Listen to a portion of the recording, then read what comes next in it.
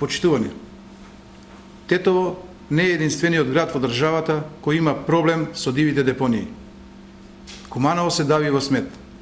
Во Куманово депониите ги има на секој чекор.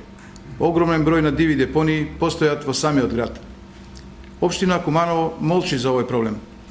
Градоначалникот Зоран Дамјановски цели 2 мандати ветува изградба на современа депонија, а од тоа ветување нема ништо. Дамјановски ги залажува кумановчани со некакви физибилити студии за расчистување на сметот, а решение на проблемот нема. Депониите во населбата Перо Чичо, Горно Коњаре, Краста и многу други се еколошка бомба во Куманово. Освен опасност од заразни болести, се доведува во прашање и квалитетот на водата за пиење. И така, кумановчани хронично се мачат со проблемот со вода за пиење, се става под знак прашање и нејзината исправност. Ѓубрето расфрлано по дивите депонии представува закана по здравјето на кумановчани. Зоран Дамјановски е градоначалник на Куманово речиси 8 години. Тој 8 години ги лаже кумановчани дека ќе пронајде решение за проблемот со депониите и ќе изгради нова депонија. Тој повеќе нема никакви оправдувања за решавање на овој проблем.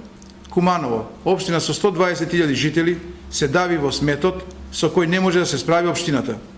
Тоа за Куманово се 8 прокоцкани години од мандатот на Зоран Дамјановски. Навистина е неодговорно и жално во 21 век цел еден град да се дави во смет.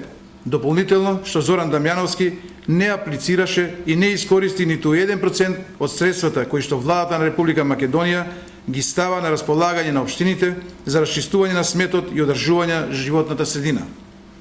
Апелираме да се напушти досегашната пракса на површно чистење и подитно да се преземе темелна акција за расчистување на сметот. Да не се дозволи загрозување на здравјето на кумановчани. Тоа нема цена.